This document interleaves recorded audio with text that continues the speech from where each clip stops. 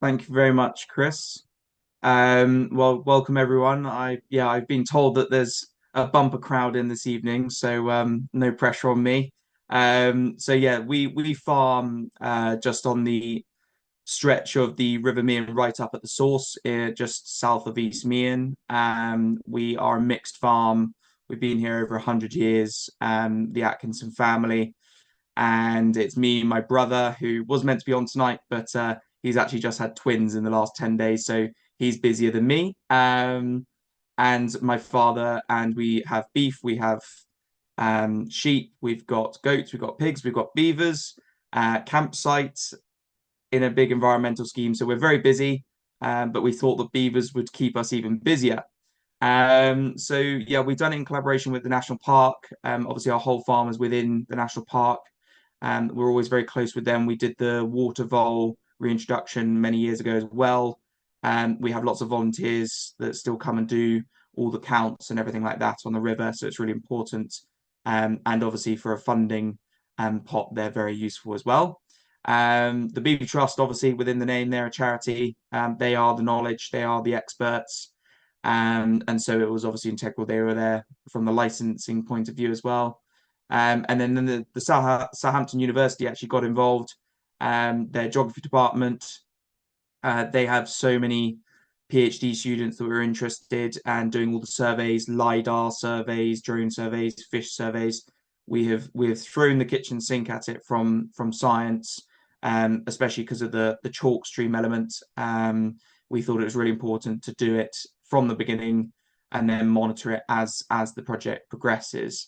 We came about this by chance, really. And yeah, we will go through everything as to why, how, the timeline of events, any pros and cons of it. And obviously, I welcome any questions, whether you're in favor or not in favor. I do not mind. I'm happy to answer anything. And really, a bit of an update. This presentation was from when we did a presentation in March. And so, actually, there's been a bit of updates since, especially with this weather. But we are promised rain tomorrow, I think. So, that might help matters. So, hopefully everyone can see my slides as I go through.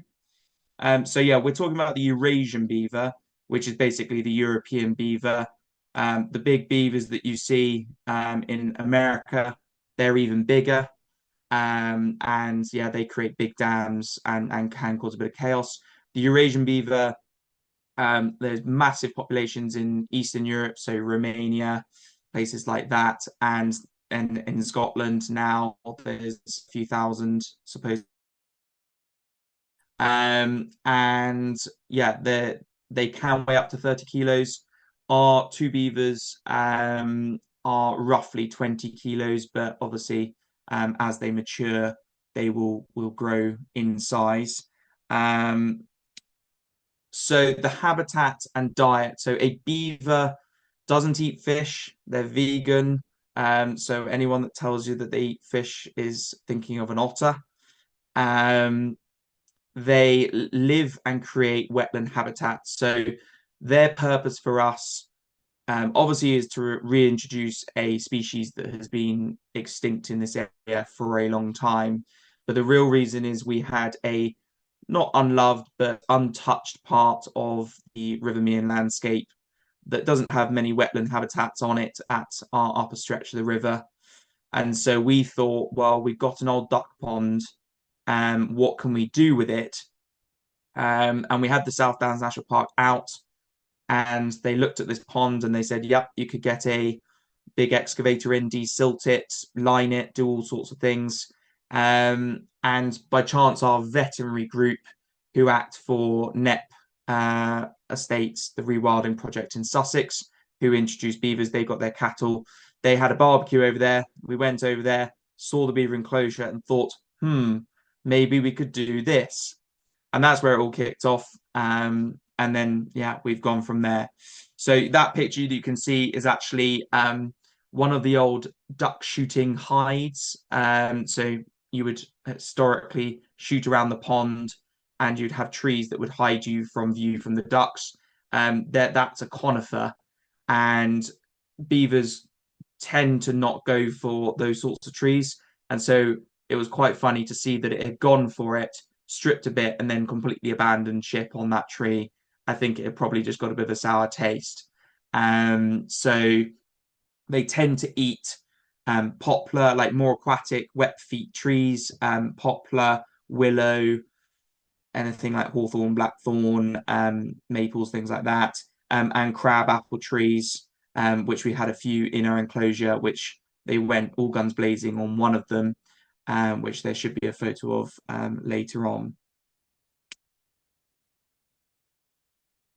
So the beavers, by creating the wetlands, are doing a whole host of different things. So at the moment, it's obviously early stages. They were only released in December. So a lot of their activity hasn't been the wetland creation. They've just been creating their own lodge and home and sort of surviving the winter. But when they get to creating the wetlands by damming, they will be obviously increasing the water levels through channels that go around the dams, through ponds, through water backup, and the improvement in water quality through filtration of those dams.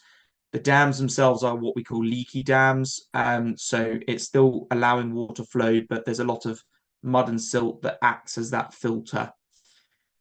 Obviously, we're at the upper stretch of the river, so flooding isn't a huge issue compared to other enclosures or wild bee populations. But we have if anyone's driven through East Meon, it's a bit of a canal through the centre. And so, where we do have a storm, it can get quite quick, rising quite quickly. So having water flow stability by these dams, holding some back, will help with that. And maybe more importantly, right now, is sort of drought and dry weather resilience. So the stream that it's on is a tributary to the main River Meon carrier. But of course, the River Meon does dry up on our stretch, and this carrier is always flowing.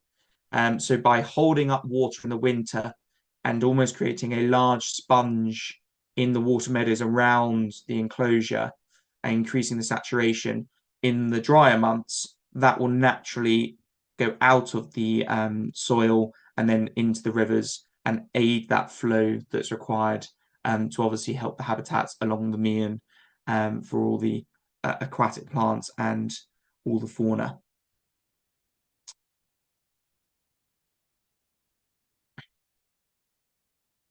So we are not alone in our reintroduction. We were probably one of the later ones into the reintroduction sort of era. So that is us. That is my brother and I releasing our beavers in a very dark evening in December. So the beavers came from Scotland. They were actually wild beavers that had been caught because up there they've got enough beavers now that they can almost get to the point where they would need to cull them in certain areas because there's too many in that population. So you don't want disease risk and things like that. So actually, they were caught. They went to Seven Sisters Zoo, I think it was, in Scotland on the borders. They did their quarantine there. They did a full health check scan. They got chipped with a sort of dog, it's like a cat chip, and done a once over on them. And then they were transported down and released. And you can see that the crates that are used are almost like a dog crate. They're covered in towels. Take them out very quietly. And that is on the edge of the duck pond that had silted up. So that was our reintroduction. It is fully licensed. We had a long process to get to that point.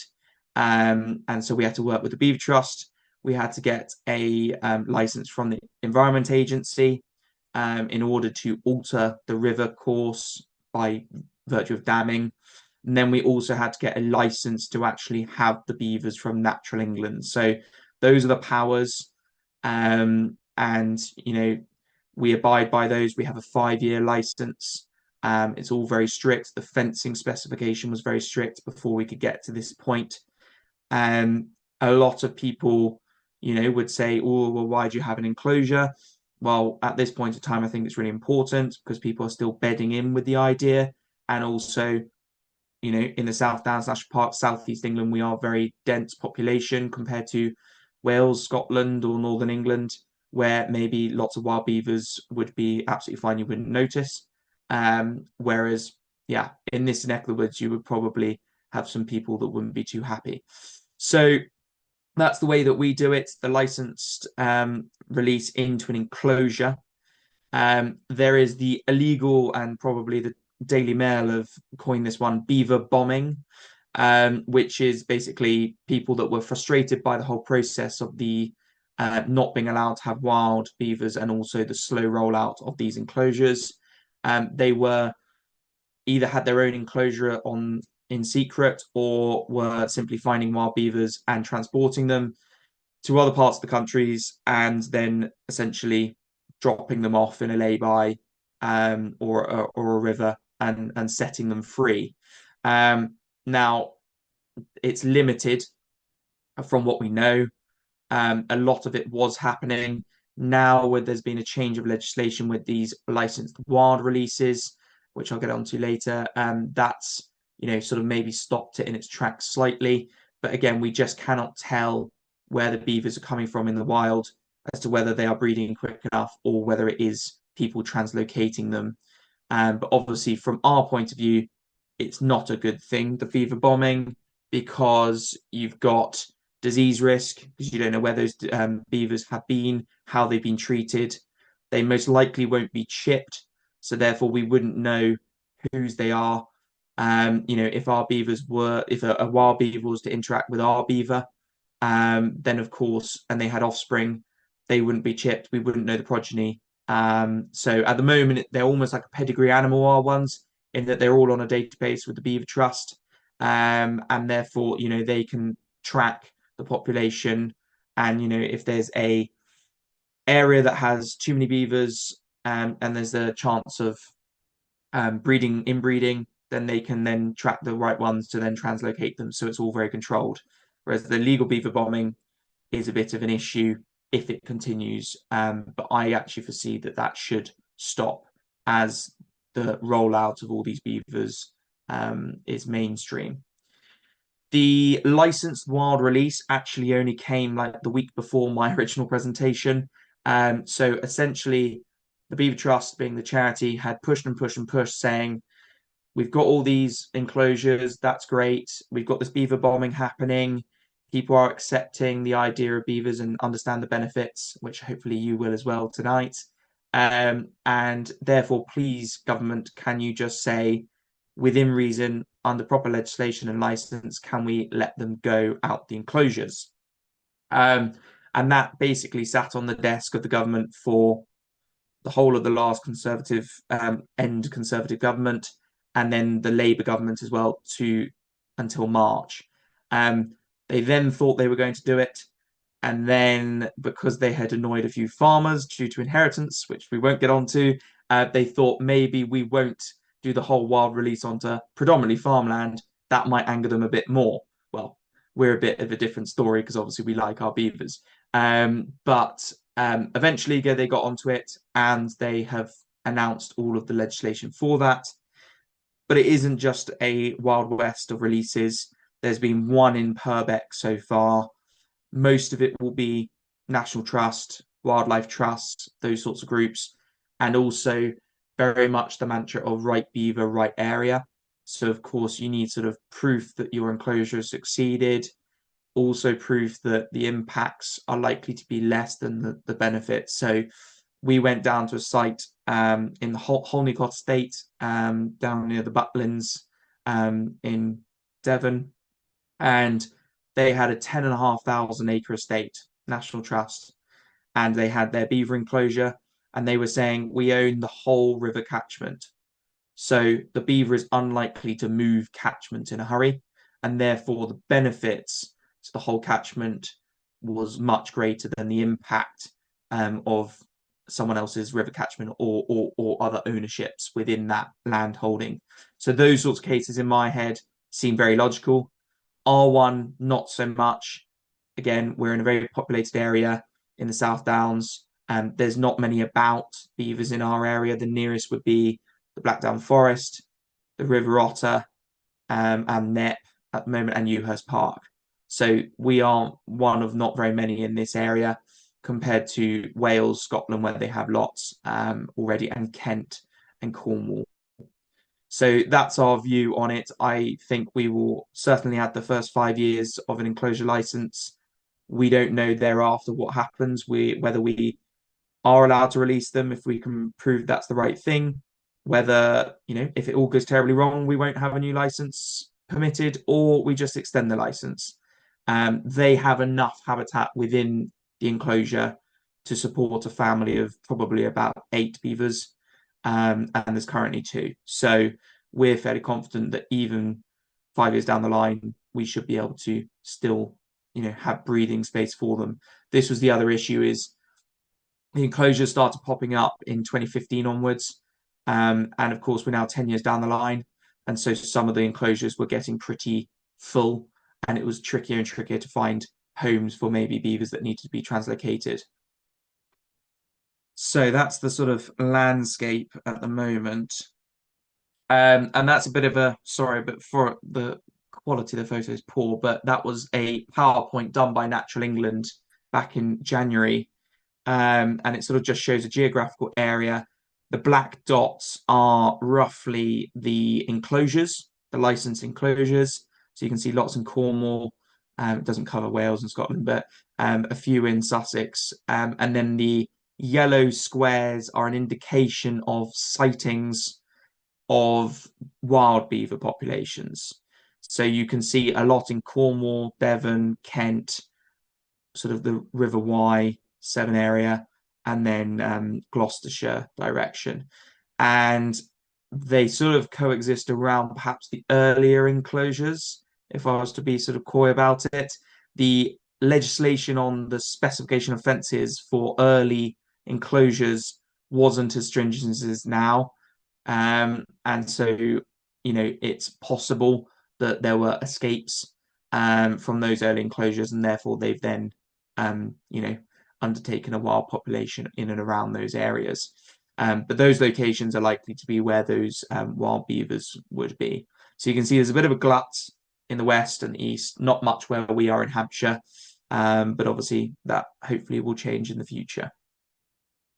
In terms of who's got these enclosures, we went to this meeting down in the Holnicott estate, and there were about 20 people there, all representing 20 enclosures. We were the only private farming. We are one of the only of the 40 or 50 enclosures. A lot of them are NGOs, so National Trust, Wildlife Trust, Forestry Commission have a few. Then there's a lot of large landowners that are either doing it for environmental reasons like rewilding, or biodiversity net gain reasons, nitrate neutrality, all those things. We wanted to basically prove that you can do both farming and the beavers at the same time. Our enclosure had lambs being born in March, the other side of the fence. So we wanted to show that you could do it intertwined with it, not sort of either or food production or environment. And that's sort of our mantra for the rest of our farm as well, and what we do. So we think that's important, but equally, the NGOs are very specialist, and they have experts, and the time and money to be able to put things forward. So this is a screenshot of one of our cameras. You can see 6th of February, 4:53 in the morning. So very much they like being out at night. But actually, I was saying to Chris just before you guys came on, our cameras take videos sort of like a wildlife camera, but they trigger a screenshot that goes to our phones. So my brother and I have sleepless nights watching these beavers, and do a briefing in the morning on WhatsApp as to what's happened. But because of the daylight hours now, actually probably whilst I'm on this call with you guys, there will be some activity at this sort of daylight hour sort of 8 in the evening, and also probably 5:30 in the morning it will be light as well. Um, so in terms of their activity, they come out their lodge where they've been sleeping, which is on the riverbank. They will then probably do a little bit of a patrol, see what's been going on during the day, and then they will set to work. And it really does feel like setting to work. That is a poplar branch. So there were historically poplar trees running up the stream. My grandfather, whether stupidly or not, he planted them under a scheme with Swan, who were the matchstick makers, and was assured that everyone would still be smoking in 30 years' time when the trees are ready. But of course, no one uses matchsticks anymore. So instead, we had to cut them down and make a small profit for wood chip. But that was 7 years ago, and those poplars have already grown back to sort of double-decker bus height, and obviously lots of different shoots. So what they do is they will chomp all those sort of branches off the main stems. They will drag them into the river, as you can see from that photo, and they will then start stripping off all of the sort of the small branches and twigs. They will then strip the bark, and then they will almost like a sausage chomp them into pieces that they can transport easier. So you can see in the background, they've been dragging stems to the river. They'll sit in the river because that's where they feel safest. And then they will chomp, chomp, chomp. And then a lot of it has been going down the river, so below this photo, towards their lodge. So the lodge itself, sometimes you'll see in the movies or online on Google, a lodge is sort of in a big lake or a pond and it's a big lump of sticks. The one in Holdingcott certainly was, and it was a big, big dam. It will sit on a mound of mud and they will have a dry spot, but they will enter underwater. Where we got a stream, when we were creating the fence, there was a bit of brash, and so we just chucked it on the side of the river, thought it might be useful. And actually, sure enough, they went and stuffed themselves underneath it. So what they call that is a bank lodge. And rather than creating it on top, they will actually probably end up burrowing into the riverbank. And so then they will have access up and then have a dry spot in the lodge. So what they've been doing is shoving those sticks in to create almost a protective wall that they can then dive under and then no one can get to them. In the outset, they had a day nest, which was almost a bit like cheese string type amounts of bark that they were then scrunching together to almost create a pillow. It was fascinating to see them do it. And so then that was their sort of temporary home whilst they created their permanent lodge. So the permanent lodge is sort of the downstream end of the enclosure. The pond and the release point, I'll show you on a map, is at the other end. So, you can never tell where they're going to go, really. Challenges, obviously, we were quite nervous that we were the second release in the South Downs, first on the Meon populated area. We don't want to annoy people too much. We've been here 100 years doing our thing, and this would probably be the most rogue thing that we've done as farmers. So we were really keen to make sure that everyone was on board. So we made sure that all the farmers were aware. We did a public consultation with the village and anyone else who wanted to come from surrounding villages. That was part of our sort of license as well to sort of do a bit of community engagement. So we did a talk at the parish assembly of East Meon, had about this many people, 100 people or something, which was the record attendance for their annual meeting. And then a online poll and a drop-in session as well. And I think it was 97% in favour, and all of the 3% were not objections. They were just neutrals, didn't really know much about them. So overwhelmingly good from the public, which actually we thought was a surprise. The pushback we got were from other farmers, not the ones right next to us, who were thinking that, these beavers are going to flood our farmland, they're going to chomp our cricketback willow that we planted, all that sort of thing. So we just had to alleviate some of the myths. Fisheries were the other ones. They thought that everyone was going to eat their fish or dam up rivers and things like that.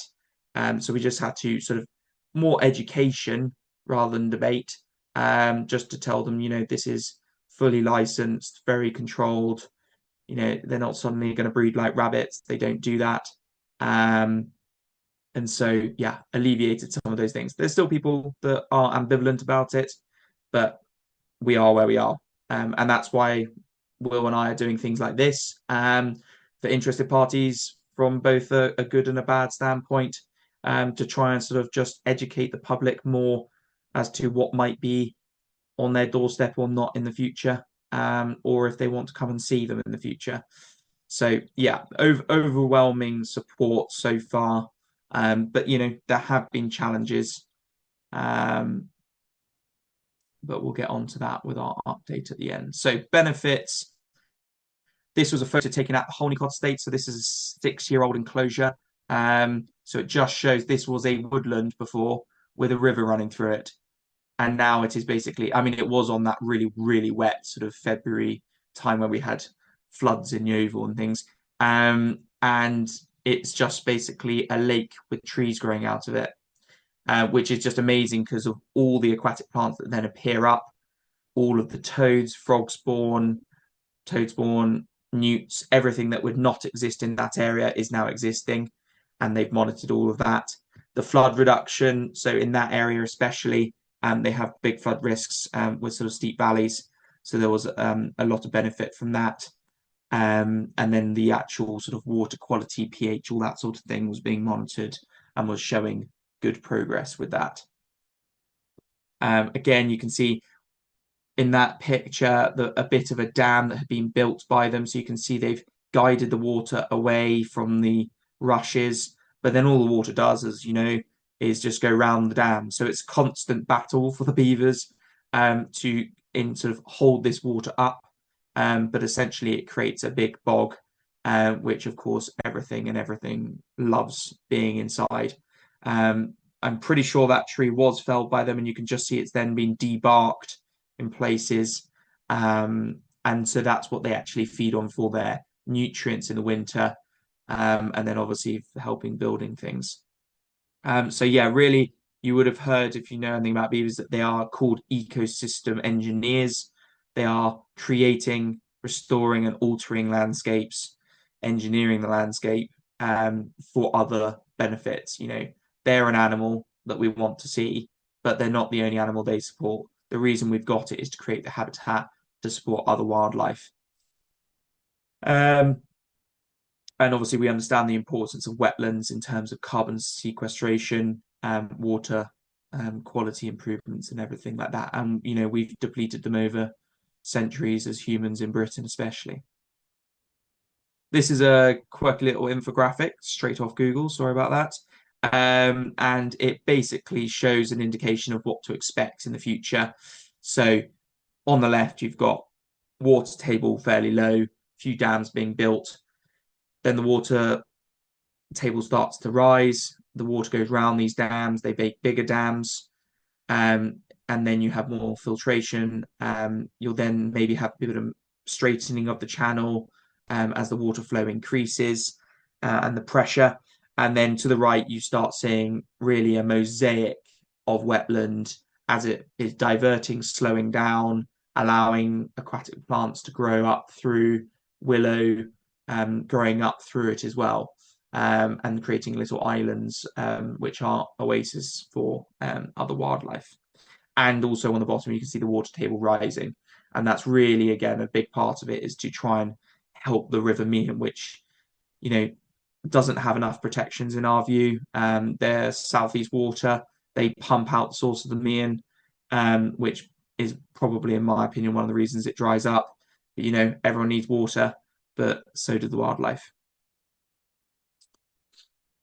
So this picture, this is the infamous crab apple. So if any of you follow us on our social media at Meonside Farm or want to in the future, then you'll see this photo quite a lot in the video.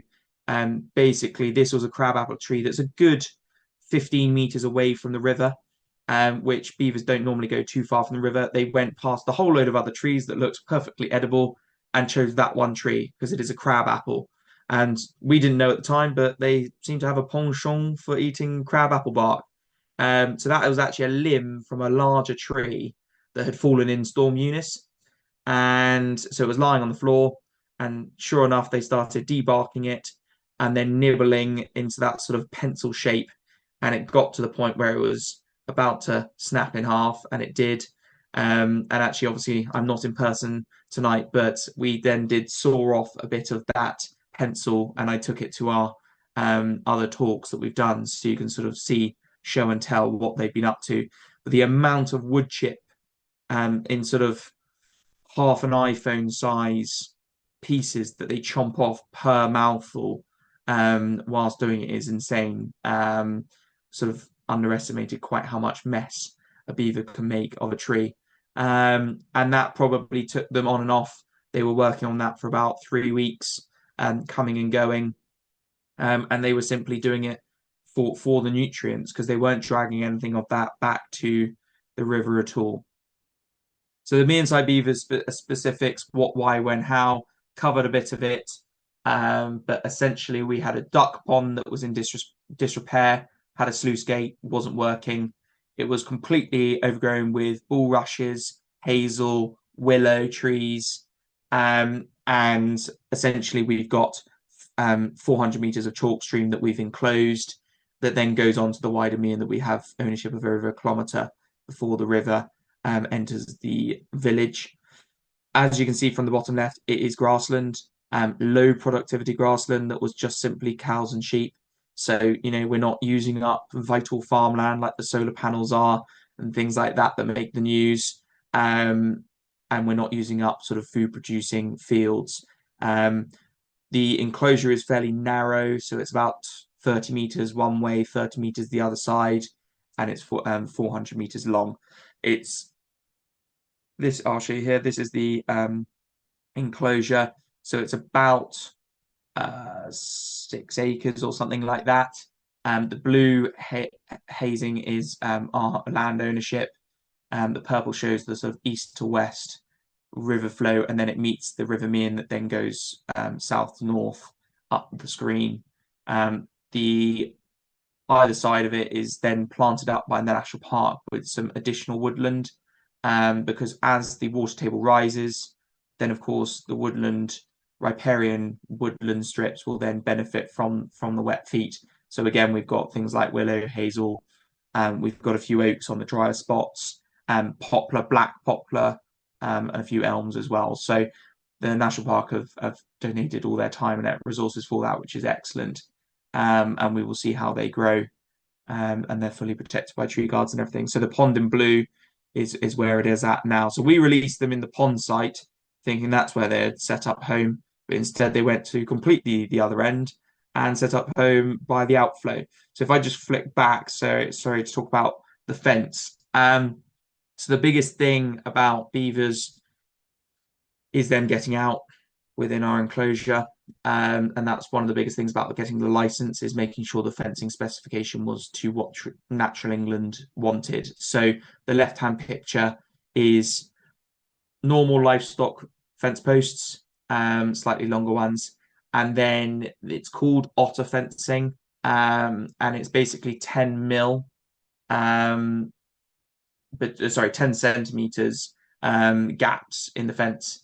So the idea is that there is nowhere in that fenced enclosure in the whole 7 acres that has more than 10 centimeters of a hole, which is quite a big undertaking. It's probably better than most zoos. And it then that goes to about shoulder height or chest height on an adult. And then it has the 45-degree crank going into the enclosure. So the idea is to keep the beavers in, not other things out. So a deer could jump over that quite easily. It's not a deer fence height. NEP had to put deer fences in because in Sussex they have big deer problem, whereas we don't this side of the A3. There's then a skirt along the floor on the inside as well, because beavers can dig out if they really wanted to. So there is then a 90 centimeter skirt that goes along the grass, and that's now all thatched in. If a badger wanted to dig in, they could, but it would be a tall ask to get in that far.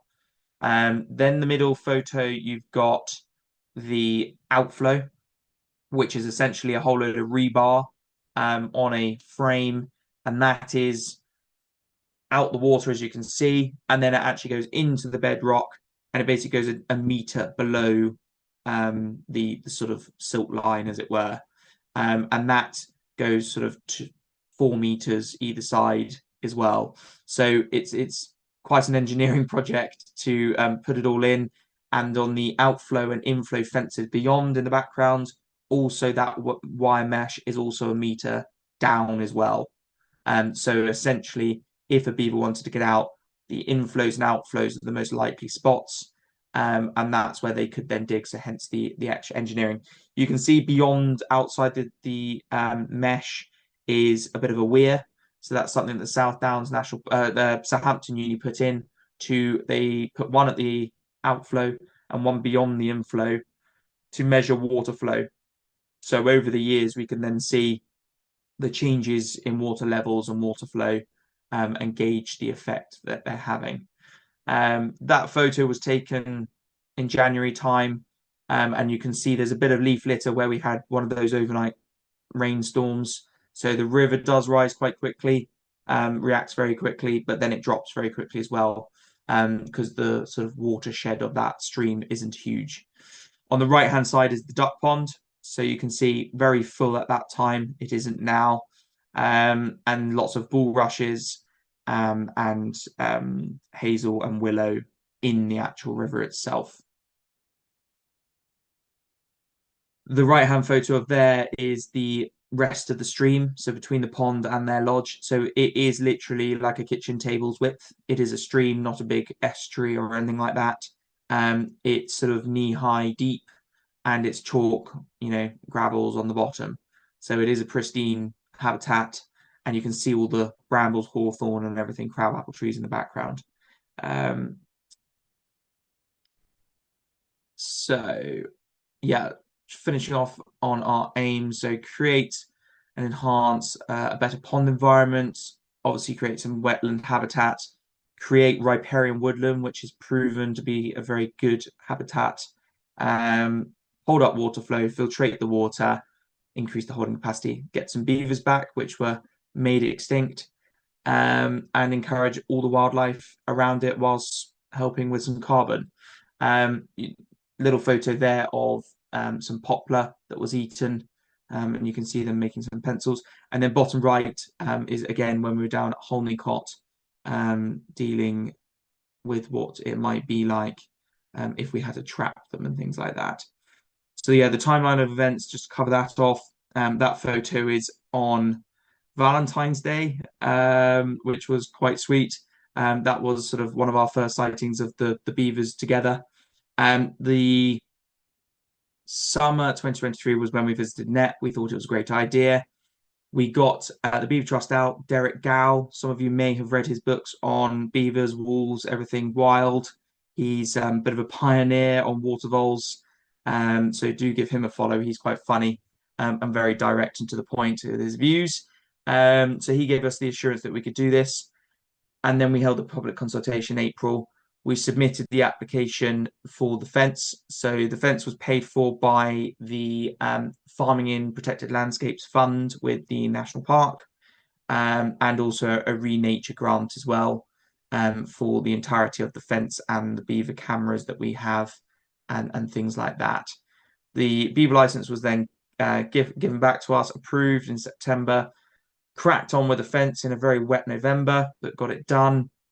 And then December, we released our pair of beavers.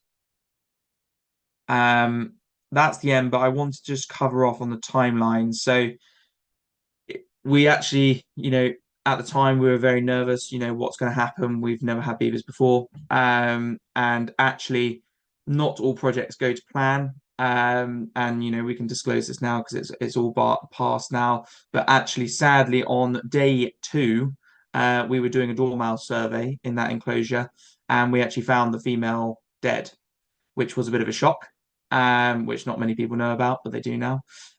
So we were like, oh gosh, this is not good. What's happened here? So Beaver Trust man comes back out. It was a health and safety audit day as well. Terrible day. And so we did an autopsy up at the zoo that they came from. No cause of death, other than perhaps stress from transport, which obviously happens when translocating wild animals. The only point to note was actually when the wild beavers came in, they had actually been in a scrap in the wild.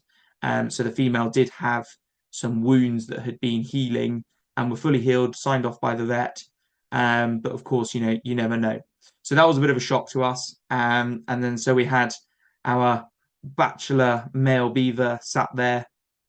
And then we actually released a new female. I think it was 3 weeks later or something like that. And so the male beaver is still the wild beaver from Scotland. The female beaver is a Liverpudlian from Cheshire Wildlife Trust enclosure. So she's in there with him. And obviously, as you can see, they did a lot of bonding and everything like that. And you would see nightly scraps between them and everything. And so it was great to see. And now, as the temperatures have changed, as the everything started to grow within the enclosure. Whilst they were doing lots of wood chopping and bark eating, suddenly in the last 3 weeks, big change in diet to grazing of leaves, rushes, grass. I was speaking to Chris just before that. We were slightly perplexed as to why they'd stopped eating all of their trees and what were they eating, what were they doing. Yeah, it's not for the faint-hearted, this beaver thing. It makes you rather anxious about everything. And so the Beaver Trust man was down anyway, looking at another enclosure, and so he popped out, had a walk round, and he said, "Well, you're standing on what they're eating, and essentially, where stinging nettles, that sort of thing, docks get knee high. I was standing in ankle high stuff, and what you could then see was almost like a massive population of rabbits around the lodge had been grazing all this stuff back.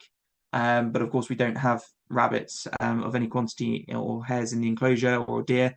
So he said that is what they're eating. So sure enough, I then plonked my camera there, and you then get footage of them grazing, sort of on their nightly patrol around the lodge. So yeah, so that's where we're at. And yeah, the water flow has dropped significantly with this dry weather, but it's not a problem. The river is still running. But what they have done, we've noticed that they've reduced their range within the enclosure to nearer the lodge. Where the outflow was deeper, so they like to bathe there. And also, they've not done lots of damming, or created a big dam, as it were.